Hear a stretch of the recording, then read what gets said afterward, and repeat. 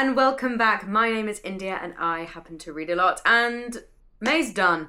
And weirdly, I'm fine saying goodbye to May. I'm absolutely fine saying goodbye to May, because even though there was some good books, it wasn't the month for me. It wasn't the month for me. But today we're going to talk about all the books that I read. Are you skewed?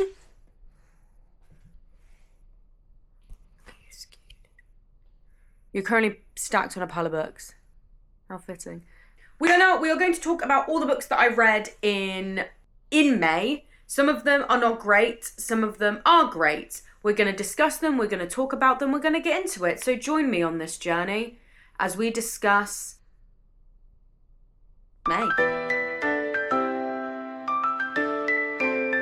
And like with every good wrap-up video, and the way that I do my personal wrap-up videos is that we start worst rated and we end with the best of the best from the month, right? So we're going to start off first with books that I didn't even rate. This month, I DNF'd 3 books. And here they are. These are the 3 books that I DNF'd. I DNF'd A Girl Walks into the Forest, which I think I DNF'd about 100 pages in. Voyage of the Damned by Frances White, which I DNF'd 30 pages in. There is a whole reading vlog, which this book is a part of, that if you want to be entertained with how much someone really didn't care for a book, watch that. And then I DNF'd The Next Best Fling. Check out my TikTok video. There is also a whole video on that about how much I didn't vibe with this book. And I think I DNF'd this about 50 or so pages in. But let's get into why. I made a TikTok about how frustrated I was by the book in the first 10 pages. And I think I read about 50. And in this book, Marcella has just found out at the very beginning of the book that her childhood friend of like 8 or 9 years has proposed to his girlfriend. She has been in love with her childhood best friend. So she is devastated and is like kicking herself. She's like, why did I think there was ever going to be a chance between us? He's like, I'm an idiot, da da da da da. And I was like a little bit like, yeah, babe, like a little bit. But then I find out that she's not only has she been in love with her childhood best friend for 9 years, her childhood best friend has been dating his now fiance for 8. So she's been a shitty friend just joining the group and being friends with this bride for 8 years, in the back of her mind thinking, I hope he just knows that I'm in love with him and I want to be with him. Ew! Ew, no. And I don't want to root for that. I don't want to root for someone who is like, one, kind of like hurting themselves in the fact like they're willingly still friends with someone they're in love with, knowing that they're in a long-term relationship, knowing that they're going to get engaged. And it's just like, I hope one day he sees me. And then is devastated that he's engaged to someone else who he's been with since he was 19. And you're like, I wish that was me. Like, why did I think I had a chance? I'm asking the same question. Why did you think I had a chance? Then you meet Theo, who's in love with the bride and plans on going to the engagement party to tell the bride his feelings. These 2 people deserve each other because they have selfish motivations. Selfish motivations. And I couldn't get behind it. I couldn't get behind this victim complex. I couldn't get behind wanting to kind of in a way ruin a marriage because you're not happy that you're not with them. It was giving icky. I will preface and say I skimmed to the end and read some of the like last 50 pages, and they try to kind of make it make sense with certain elements. They're like, oh, well, they're not that bad because like this happened and this person's actually a really bad person. But I'm like, no, I shouldn't have to wait 250 so pages to find out somebody was a bad person all along. I found that the first 50 pages, I was just surrounded by people that needed to get a grip, that needed to have boundaries, that needed to also not be a shitty friend. If you're friends with this girl and you're after her boyfriend the entire time and is kind of hoping that their relationship's going to end so you can end up with him, you're not a good person. I'm sorry. Anyway, so because of that, I DNF'd it.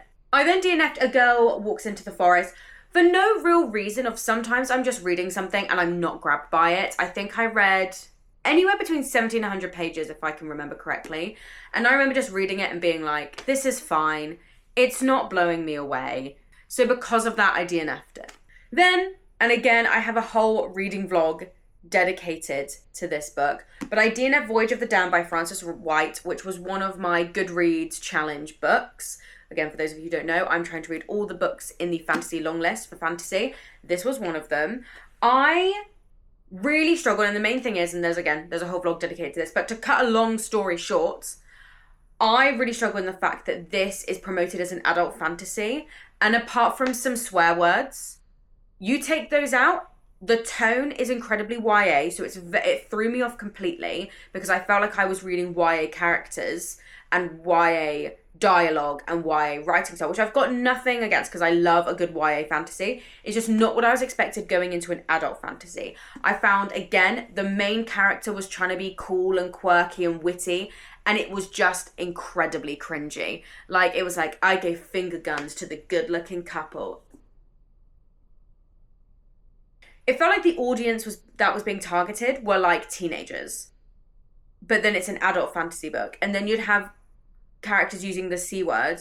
And then also it would be like really awkward, badly written dialogue. And not even the way where it's like, oh, this character's awkward, so of course the dialogue's going to be awkward. Even if it's awkward, it just was cringe and not fun to read. So I DNF'd that about 30 pages in. Moving on to my 3-star books. My 3 to 3.5 star books. I have 1 3-star. So I gave 3 stars to Children of the Wells Volume 4. Volume 3 was really, really good, and the stakes were incredibly high, and it was amazing, and there were a lot of jaw-dropping moments. Volume 4 kind of just followed on from that, and it wasn't bad. It was just fine. I'm really hoping, because I own Volumes 5 and 6, I'm really hoping that it picks up, because I really liked what we were getting at the beginning of the series. This one was a little bit stagnant. I was just a bit underwhelmed, considering how good the first 3 volumes were. So I'm hoping that Volume 5 will kick it up a notch. So my first 3.5 star is Cover Her Face by P.D. James, which is a kind of like modern classic crime book following the death of a maid in this like rich family's house. Overall, like, I enjoyed it. It's definitely 3.5. It's definitely like middle of the road, slightly teetering upwards. Overall, I enjoyed it. It was a very stream of consciousness writing style. It's not my favorite style of writing. I'm not a massive stream of consciousness fan. I do think this was the best use of stream of consciousness that I've personally read. I liked the mystery. Overall, it was fine though. Like, it didn't blow me away. I've read better mysteries. So like, it was a good start, and it's enough to make me want to read at least the second book, which I happen to own. So I will definitely read the second book, but I wouldn't say I was completely blown away by it. Good use of character work though, I must add. Then we have, and this is actually low-key kind of hurting me a little bit, this is the first free run volume that I have rated less than 4 stars. So I don't know what it was. I don't know whether it was coming off the hype of finishing the show, because I finished free run and it was such a good first season, and I'm so excited for season 2. So I don't know whether it was the hype of coming down from that, wanting to jump back into the world, and because of being a different medium, I don't know. But I read this and I was underwhelmed by it, considering all of the free run volumes are anywhere between 4 to 5 ratings, and most of the time I think I rate them 5 stars. Nothing really engaged me with this, and I was really intrigued because they were saying like Stark and Fern were going on a date, but I was just like, I don't know. I think I just wanted a little bit more from the story. The things that I like so much about free runs stories are like the connections to the past. There was a little bit less of that in this volume, and overall it was just fine. Like, it was a fine, good, we've just done a really, really big arc. We need a bit of a breather volume, and now we're going to move on to the next big arc, and that's what I think it was, and I think it did that well. But in terms of like all of the other volumes I've read, this is the bottom of the list, 3.5 stars, which isn't bad, but for a free run volume is low in my ratings. And then finally, my 3.5 star went to Drive Your Plow Over the Bones of the Dead. This was a literary, little bit of a mystery following an old woman who is kind of investigating the deaths of men in her small village in Poland. This started off really strong. Like, I read the first 50 pages in probably about 45 minutes. Like, I was so engaged in the writing style. Again, stream of consciousness writing-esque, which again is not really my thing. First 50 pages, flew through it, loved the narrative voice. Such a strong character. And that's the best bit about the novel, is that the main character is such a strong woman, such a very strong, well-written, well-rounded character. It was really interesting being in her head. That being said, as someone who definitely is more of a plot-based reader than a character-focused reader, the more introspective chapters where not much was going on and it was just her in her own head, or her explaining the importance of like horoscopes and stuff, didn't really resonate with me. It kind of was like slowed the pace down for me, which I don't love. It was a little bit boring, but then it would pick up again when the plot would move a bit more forward with another murder or a little bit in the investigation that gets revealed. That was really interesting. So I was umming and ahhing on my rating because I found that the introspective, more character-focused chapters were very 3-star for me. But the murder mystery elements, and especially the ending which I sussed out but still was absolutely incredible, was actually 5-star worthy. So in the end, I thought a 3.5 was the best way to go. It's definitely like, I'm glad that I've read it. I do feel like I gained a lot from reading it.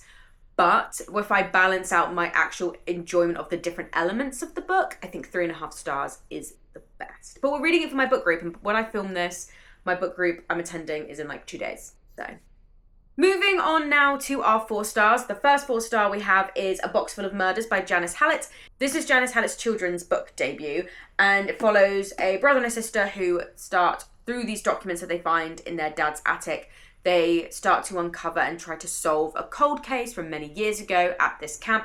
It was very like Boy Scouts, Brownies, Girl Guiding camp, right? Like with everything, I really, really enjoyed Janice Hallett's style. I think her sense of characterization is really good, considering most of this is kind of dialogue-y. I think her characterization is really great. I thought it was funny in places.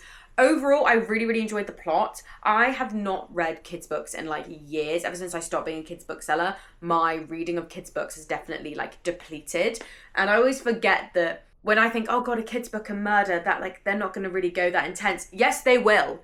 There's at least 2 dead bodies in this. But it was really good. I thought the plot was very well done. I think this is a great book to recommend to any child to read this summer. I think it was, really, really good.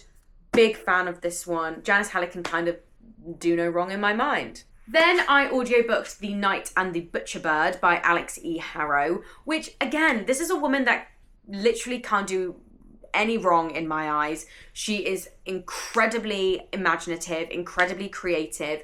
This was really, really good. I'd not heard anything about this. I knew that she's writing... Weirdly, actually, I thought it was the extended novel that she's writing based on the 6 Deaths of the Saint. I thought it was out and somehow I'd missed it. But this is set in a post-apocalyptic world where a knight is hunting down a demon and a woman from in this like small post-apocalyptic village. And this young woman is helping him in that process. It is very good, very atmospheric, very beautifully tragic. I just love everything that Alex E. Harrow writes. I thought the audiobook narrator, whose name I will write somewhere because I cannot remember her name, but she did an amazing job with it. It was just a solid 4-star read. I will read anything that she writes because Alex E. Harrow at this point now in time is an auto-buy author for me. I love Alex E. Harrow. Moving on to my 4.5 stars, we start first with Volume 6 of Delicious in Dungeon. I read this in preparation to start the anime because the Freerun anime covered up to Volume 6, so I just assumed that the Delicious in Dungeon anime would cover all the way up to Volume 6, and then I found out it actually covers up to Volume 8, and I was like, for fuck's sake. But anyway, read Volume 6 of Delicious in Dungeon, really, really liking it. One of my issues that I had very early on in Delicious in Dungeon was the fact that I kind of felt each chapter was a standalone episode of just cooking monsters, and I was failing to see this overarching arc. We are now there. As of, I think it was Volume 4, really, we're there, and this is just a continuation of it. I really like the direction that the story is going. I'm really enjoying the moral and ethics elements of this story, which I was not expecting. The conversation about black magic and forbidden magic, and can we use that actually for good? So interesting. The complexities of character dynamics is just so well done. I am probably about, I would say maybe like halfway through the series now. Wait, no, there's 15 volumes, I think. And to wrap up my 4.5 stars, we have Exit Strategy by Martha Wells. I audiobooked this. I audiobooked this in preparation because I was wanting to get back into the world of Murderbot because I wanted to watch the TV show that came out last month, which I still haven't. I'm like trying to convince Harry to watch the show. And I'm like, dude, trust me. Anyway, audiobooked it. The audiobook narrator, again, that I will mention, he's so good. He is just so good. This was a really, really good story. Again, love the action. Love the narrative voice of Murderbot. Such strong characterization. Loved all the side characters. Really enjoying where, again, the series is going. It was overall just a great new addition to the series.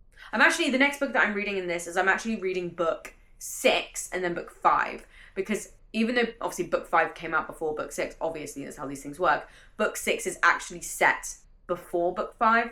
So I'm going to read book 6 next and then jump back to book 5. But I am really enjoying the series, and it was good to get back into it because I don't think I'd read a Murderbot book in ages. And then we move on to my 5-star reads. So the first 5-star read that I want to mention is Down Among the Sticks and Bones by Shanann Maguire, which I also audiobooked. On my most recent weekly vlog, I weeded my garden. It took me about 4.5 to 5 hours, and during that time I started and completed the audiobook. Down Amongst the Sticks and Bones, it follows 2 of the characters from book 1, and it's the backstory to their life. So in this world, in book 1 at least, there is a kind of X-Men-esque like school for children who have come back from fantasy worlds. So it's like, what would it be like for Alice once she comes back out of Wonderland? That's kind of the theme that Shanann Maguire was going for when she wrote this series. And the first book follows a bunch of different characters who are back from this magical fantasy world and is helping them readjust to the normal world. We follow 2 characters, Jack and Jill, in book 1, and they are from a like kind of gothic horror world with like Frankenstein-esque characters, vampires, werewolves. It's like the world of Dr. Jekyll and Mr. Hyde, Dracula, Frankenstein, all of that kind of like, that was a fantasy world. They were living there. And book 2 is a prequel to book 1, and it explains all the backstory to Jack and Jill's life and explains their experiences in their fantasy world. So good. The characterization in that book is astounding. It's definitely one that I actually recommend you read after book 1. I know sometimes people with prequels, they're like, oh wait, no, I want to read the prequel first so I get the base understanding before I actually read the first intended book. Do not do that in this way. I think you enjoy it a lot more reading the events of book 1 and then reading book 2. But it was my favorite so far. I definitely prefer Down Among the Sticks and Bones over the previous book. It was really, really enjoyable. Again, the audio narrator did an amazing job. It's definitely inspired me back into picking up this series because I'd left it for ages and I knew that I had this really big, long task ahead of me. And I was like, let me just audiobook it. And it was astounding and it blew my mind. The characters are amazing. The atmosphere and the tone was incredible. The world was incredible. And I could instantly see that being adapted in some way. I think animated kind of stop motion animation style would be incredible. I think they should hark back to that kind of Nightmare Before Christmas art style would be really, really good. But it was absolutely amazing. And then the final 5-star book of the month, my favorite book for May of 2025, is Isabella, Nagg and the Pot of Basil by Oliver Darkshire. This was so good. I do not like to give out, this reminds me of Terry Pratchett statements at all, because I think what Terry Pratchett did, even though I wasn't a massive Terry Pratchett fan, I couldn't really get into his books. He had a very distinct style and a very distinct way of storytelling. The closest I think anybody's ever gotten to kind of being similar or emulating that in any way is Oliver Darkshire.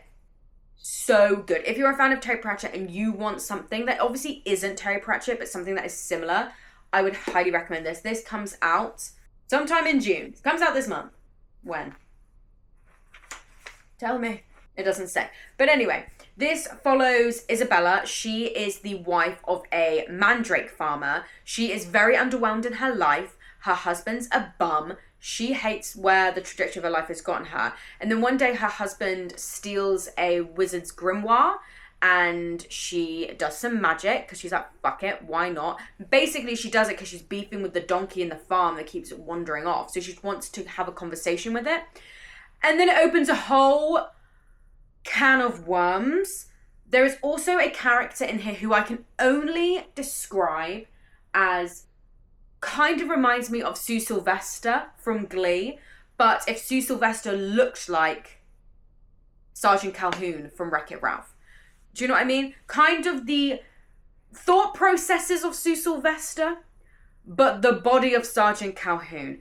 such great, hilarious characterization. The plot is engaging. The messages and the themes in this are done so well. You love Isabella, and the ending of this book made my little heart happy. So funny, so imaginative. I love the way that this book is done. It has footnotes, which I really love. I love a good footnote. The footnotes are hilarious. It also has illustrations. Obviously, this is the proof copy, so some of this might have changed.